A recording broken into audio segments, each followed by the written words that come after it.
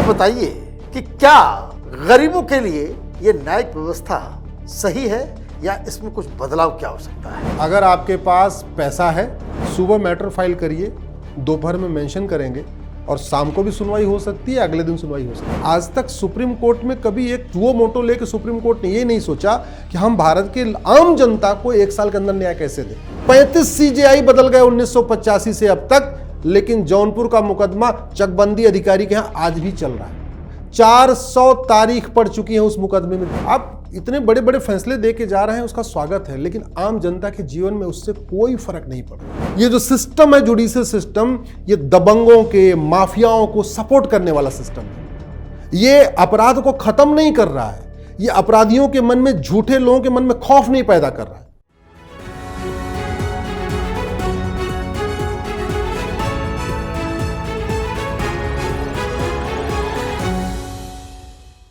नमस्कार, capital TV में आपका स्वागत है। आज बड़ा सवाल कि क्या हिंदुस्तान में कोर्ट्स की मनमानी चल रही है? क्या जो न्यायिक प्रक्रिया है हिंदुस्तान में वो पीपल फ्रेंडली है? ये एक ऐसा सवाल है जिसका जवाब देश की सरकार को ढूंढना पड़ेगा। न्याय व्यवस्था वही बेहतर है जिसमें लोगों का विश्वास अडिग हो, लेकिन जिस तरीके से हिंदुस्तान की जुडिशरी चल रही है, लोगों का विश्वास उठता चला जा रहा है। वैसे ही लोग कहते हैं कि अगर आपके पास पैसे हैं तो आप कुछ भी न्याय खरीद सकते हो हिंदुस्तान के अंदर, और अगर आपके पास पैसे नहीं हैं तो कितना भी आप सत्य हरिश्चंद्र बन जाओ, आपके सपोर्ट में ये तंत्र खड़ा नहीं होगा। ये जानने और समझने के लिए हमारे साथ PIL मैन अश्विनी उपाध्याय जी, आपका बहुत बहुत स्वागत है सर। ये बताइए कि क्या गरीबों के लिए ये न्यायिक व्यवस्था सही है या इसमें कुछ बदलाव क्या हो सकता है?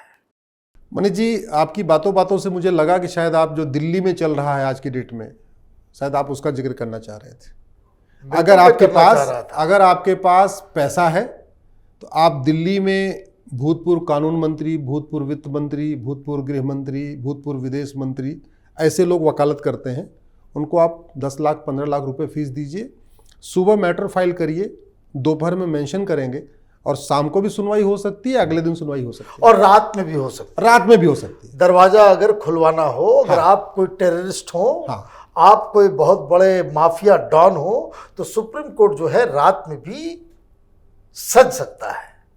लेकिन दूसरी तरफ आम जनता के लिए वास्तव में बहुत ही निराशाजनक माहौल है। मैं आपको एक केस का हवाला देता हूँ। जौनपुर जिले में एक 10 बीघे जमीन का मुकदमा चल रहा है। 40 साल बीत चुके हैं। अभी सबसे निचले पायदान पे है, उसको कहते हैं चकबंदी अधिकारी। क्या बात कर रहे हैं? 40 साल से चल रहा है, अभी चकबंदी अधिकारी तक ही पहुंचा है। 40 साल पहले चकबंदी अधिकारी के यहाँ था जौनपुर में, 40 साल के बाद भी आज भी वो चकबंदी अधिकारी के यहाँ है।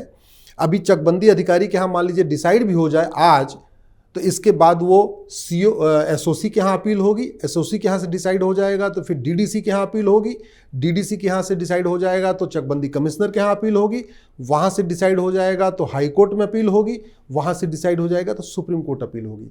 10 बीघे जमीन का मुकदमा है। सेकंड जनरेशन लड़ रही थी, पिताजी लड़ते लड़ते चले गए, अब बेटा लड़ रहा है। पता नहीं जो लड़ रहा है बेटा, उसके रहते रहते फैसला होगा या इसके आगे क्या थर्ड जनरेशन लड़ेगी, भगवान जाने। जिस स्पीड से गाड़ी चल रही है उसमें तो लग रहा है कि जो अभी लड़ रहा है बेटा, जिसके पिताजी जा चुके हैं, इसका पोता जो है वो उस फैसले को सुप्रीम कोर्ट से निकाल पाएगा। हाँ, और जबकि दूसरी तरफ अगर आपके पास मोटा पैसा है, 10-15 लाख रुपए दे सकते हैं, तो आप सीधे FIR को यहीं सुप्रीम कोर्ट में चैलेंज करिए। FIR सुप्रीम कोर्ट सुनना भी शुरू कर सकता है, FIR क्वेश भी कर सकता है।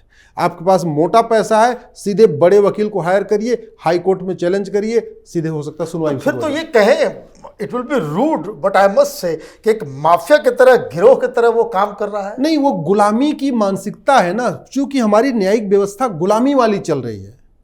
गुलामी का ड्रेस है, गुलामी की कोट है, गुलामी का गाउन है, गुलामी वाली कुर्सी है, गुलामी की तरीके पीछे दरबान 2 खड़े हुए हैं, गुलामी वाला कानून है। तो अल्टीमेटली जब सब कुछ गुलामी का है तो मानसिकता भी तो गुलामी वाली होगी ना, वही हालत होगी। बड़े बड़े फैसले हो रहे हैं, हजार हजार पेज के जजमेंट आ रहे हैं, 2-2 हजार पेज के जजमेंट आ रहे हैं। लेकिन हाँ, मतलब कई सारे ऐसे भी मुकदमे होते हैं जिसपे हजार पेज के जजमेंट आते हैं, लेकिन आज तक सुप्रीम कोर्ट में कभी एक सुओ मोटो लेके सुप्रीम कोर्ट ने ये नहीं सोचा कि हम भारत के आम जनता को 1 साल के अंदर न्याय कैसे दें। आज तक कभी कोई चर्चा ही नहीं हुई है, कभी कॉग्निजेंस भी नहीं लिया। बहुत सारे मैटर में आप बताइए, अब 40 साल से चल रहा है। मैं आपको बता रहा हूं कि इस समय मुकदमा ये 1985 में शुरू हुआ था। 1985 के बाद अब तक 35 CJI आ चुके हैं, 35 चीफ जस्टिस ऑफ इंडिया हो चुके हैं। 1985 में जब ये मुकदमा शुरू हुआ जौनपुर में, जो अभी चकबंदी अधिकारी के यहाँ है, उसके बाद उस समय PN भगवती साहब CJI थे, चीफ जस्टिस थे। उसके बाद RS पाठक साहब आए, वेंकट रमैया साहब आए, सब्यसाची मुखर्जी आए, रंगनाथ मिश्रा साहब आए, कमल नारायण सिंह जी आए, MH कानिया जी आए, LM शर्मा जी, MN वेंकट चलैया जी, MN अहमदी जी, वर्मा जी, पुंछी जी, आनंद जी, सारे दिग्गज आगे चले गए। मैं CJI का नाम बता रहा हूं। भरूचा साहब आए, कृपाल साहब आए, पटनायक साहब आए, खरे साहब आए, राजेंद्र बाबू जी आए, लाहौटी साहब आए, सबरवाल जी आए, बालकृष्णन जी आए, कपाड़िया साहब आए, अल्तमस कबीर साहब आए, सथाशिवम जी आए, लोढ़ा जी आए, दत्तू जी आए, TS ठाकुर साहब आए, खेहर जी आए, दीपक मिश्रा जी आए, गगोई साहब आए, बोबडे साहब आए, रमना साहब आए, ललित साहब आए, चंचूड़ जी हैं। अभी ये 35वें CJI हैं। मतलब 35 CJI बदल गए 1985 से अब तक, लेकिन जौनपुर का मुकदमा चकबंदी अधिकारी के यहां आज भी चल रहा है। 400 तारीख पड़ चुकी है उस मुकदमे में, 400 तारीख। तो 35 ये हुए तो आप ये समझिए कितने प्रधानमंत्री बदल गए और कितने मुख्यमंत्री बदल गए। मैं वो देख रहा था कि 1985 में जब ये मुकदमा शुरू हुआ तो राजीव गांधी जी प्रधानमंत्री थे। राजीव गांधी जी के बाद VP सिंह जी आए, चंद्रशेखर जी आए, नरसिंह राव जी आए, वाजपेयी जी आए, देवगौड़ा जी आए, गुजराल साहब आए, मनमोहन सिंह जी आए, अभी मोदी जी आए। कुल 15 लोग प्रधानमंत्री बन चुके हैं। उसमें से 9 प्रधानमंत्री 1985 के बाद बने हैं और मुकदमा वहीं ज्यों का त्यों पड़ा हुआ है जौनपुर में चकबंदी अधिकारी के यहाँ। राष्ट्रपति अब तक 15 लोग बन चुके हैं। 1985 में जब ये मुकदमा शुरू हुआ तो ज्ञानी जैल सिंह जी उस समय राष्ट्रपति थे। उसके बाद 9 राष्ट्रपति बन चुके। ज्ञानी जैल सिंह जी के बाद वेंकट रमन साहब, शंकर दयाल शर्मा जी, KR नारायणन साहब, अब्दुल कलाम साहब, प्रतिभा पाटिल जी, प्रणब मुखर्जी जी, रामनाथ कोविंद जी, द्रौपदी मुर्मू जी। तो 9 प्रधानमंत्री बदल गए और 9 राष्ट्रपति बन गए। और मुख्यमंत्री मैं आपको बताता हूं, जब ये मुकदमा शुरू हुआ तो नारायण दत्त तिवारी जी मुख्यमंत्री थे यूपी के। उसके बाद उनकी आत्मा को शांति दे। उसके बाद राम नरेश यादव जी आए, बनारसी दास जी आए, विश्वनाथ प्रताप सिंह आए, श्रीपति मिश्रा जी आए, वीर बहादुर सिंह जी आए, मुलायम सिंह जी आए, कल्याण सिंह जी आए, मायावती जी आई, रामप्रकाश गुप्ता जी आए, राजनाथ सिंह जी आए, अखिलेश यादव जी आए, अभी आदित्यनाथ जी, योगी जी हैं। तो 9 मुख्यमंत्री बदले, 9 प्रधानमंत्री बदले, 9 राष्ट्रपति बदले, 35 चीफ जस्टिस ऑफ इंडिया बदले। मुकदमा चूंकि वो गरीब का मुकदमा है, एक आम आदमी का मुकदमा है, इसलिए वो 40 साल में जौनपुर में सबसे लोवेस्ट लेवल पे है, जिसको हम CO कहते हैं, चकबंदी अधिकारी। ये तो एक तरीके से वो मजाक याद आ रहा है शोले फिल्म का, कि मैं अंग्रेज जमाने का जेलर हूं, पूरी दुनिया कहां से कहां चलेगी, हम यहीं पे भाई यही तो कह रहा हूं कि सब बड़े बड़े बातें होती हैं, ये बातें वो बातें। मैं तो कई बार मतलब सार्वजनिक रूप से कह चुका हूं, माननीय सुप्रीम कोर्ट को कम से कम एक बार सुओ मोटो ले लेना चाहिए। भारत के सारे जजों को चिट्ठी लिखना चाहिए कि भैया जस्टिस विद इन ईयर के लिए तुम्हारा क्या सुझाव है, तुम अपना सुझाव दो। एक बार सारे जो बड़े एडवोकेट्स हैं, अटॉर्नी जनरल, सॉलिसिटर जनरल, राज्यों में एडवोकेट जनरल होते हैं, एडिशनल एडवोकेट जनरल होते हैं, उनसे ओपिनियन लेके पूरा एक कंपाइल करके सीधे सरकार को दे देना चाहिए। नहीं, मुझे एक चीज़ और बताइए कि ये जो आपने तो एक मुद्दा उठाया है, एक और बड़ा मसला है कि अगर कोई फैसला लोअर कोर्ट में होता है उसको हाई कोर्ट में बदल दिया जाता है, हाई कोर्ट में कुछ होता है वो कुछ और बदल जाता है सुप्रीम कोर्ट में। ये किस तरह का मनमानापन है? मैं देखिए, पहली बात तो मैं कह रहा हूं, अल्टीमेटली कानून का इंटरप्रिटेशन कौन करता है? जज। और जज अगर ऐसे उसी कानून को डिस्ट्रिक्ट कोर्ट का जज बिल्कुल अलग तरीके से पढ़ रहा है, हाई कोर्ट का जज बिल्कुल अलग तरीके से पढ़ रहा है, सुप्रीम कोर्ट के जज बिल्कुल अलग तरीके से अलग पढ़ रहे हैं, ये तो मनमानापन है। तो इसको मनमानापन कह लीजिए या कहिए इनकम्पिटेंसी है, या तो अयोग्य लोग भी जज बन रहे हैं, इतनी योग्यता नहीं आ रही है कि भाई वो कानून का इंटरप्रिटेशन ठीक से नहीं कर रहे। क्या वैसा कोई सिस्टम है कि जो हाई कोर्ट के मान लीजिए जज है, वो 10 जजमेंट देते हैं और 10 जजमेंट जो है सुप्रीम कोर्ट में जाता है और 10 के 10 पलट जाए, तो फिर इनके ऊपर कुछ पाबंदी लगे, इनके ऊपर नहीं, वो कोई सिस्टम ही नहीं है। फिर यही आदमी फिर सुप्रीम कोर्ट का जज भी बन सकता है। मैं कहता रहा हूं ना, अकाउंटेबिलिटी, रिस्पॉन्सिबिलिटी कोई ऐसा सिस्टम नहीं है जहां पे रिव्यू किया जाए कि भैया ऐसा कैसे हो रहा है कि व्यक्ति फैसला दे रहा है और वो बार बार जो है गलत फैसला दे रहा है, इसका क्या कारण है, क्या वो भ्रष्ट है, कोई इसकी काउंटेबिलिटी, क्या वो भ्रष्ट है या इनकम्पेटेंट है। भाई गलत फैसला देने का तो वही कारण होता है, या तो करप्ट है, पैसा लेके गलत फैसला दे रहा है, अदरवाइज वो इनकम्पेटेंट है। तो ऐसा कोई एक रिव्यू, कोई सिस्टम नहीं, कोई मैकेनिज्म नहीं है कि सब जजों की बाकायदा रिव्यू होती रहे, एनुअल में उनको देखा जाए कि कैसा फैसला दे रहे हैं, कैसा नहीं दे रहे हैं। वह हमने तो आज तक किसी को नहीं देखा कि गलत फैसला, मतलब my lords are really lords, इसका हमने आज तक कभी नहीं देखा कि गलत फैसला देने के कारण किसी जज को सस्पेंड किया गया हो। हमने कभी नहीं देखा किसी गलत फैसले के कारण, आज क्या पता मेरी नॉलेज में ना हो तो सस्पेंड किए गए हों, लेकिन हमारी नॉलेज में ऐसा कोई नहीं है। इसलिए मैं बार बार कहता हूं माननीय सुप्रीम कोर्ट को, खासतौर पर मैं chief justice of India Chandrachud साहब से आज मैं पब्लिकली फिर से कहता हूं, आप इतने बड़े बड़े फैसले दे के जा रहे हैं, उसका स्वागत है, लेकिन आम जनता के जीवन में उससे कोई फर्क नहीं पड़ रहा है। ये बड़े बड़े लोगों को आप फैसला दे रहे हैं, ठीक है, आप केस कर रहे हैं, रिकॉर्डिंग पे भी आ रहा है, रिपोर्टेड भी आ रहा है। केजरीवाल को देखिए, हर 2 दिन में कोर्ट पहुंच जा रहा है, हाँ, हर 2 दिन में पहुंच जा रहा है, तुरंत सुनवाई हो जा रही है, सुनवाई भी हो रही है। ये मुझे समझ में नहीं आता कि इतना फास्ट सिस्टम अगर है तो ये 40 साल से क्यों फंसा हुआ? अच्छा, ये एक नहीं है, ऐसे हजारों केस है। 5 करोड़ मुकदमे district court, high court, supreme court में पेंडिंग है। 5 करोड़।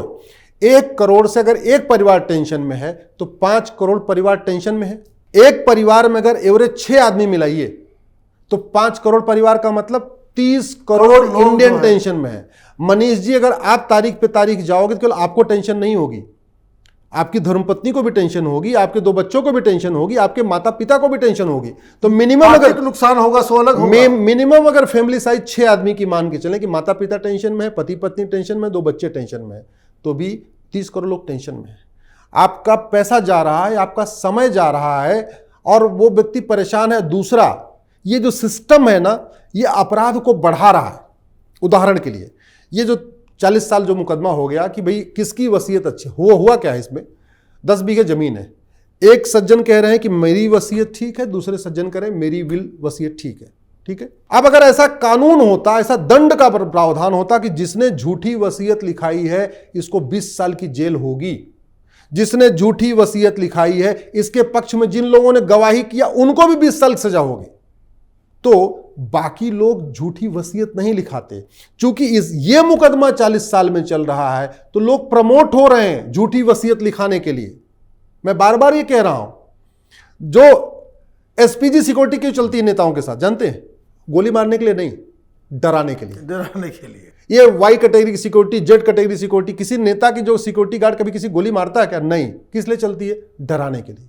हमने परमाणु बम बनाया, अग्नि बनाया, ब्रह्मोस बनाया, राफेल बनाया, रोज किसी को चला रहे हैं क्या? नहीं। किस लिए बना के रखा हुआ है? डराने के लिए।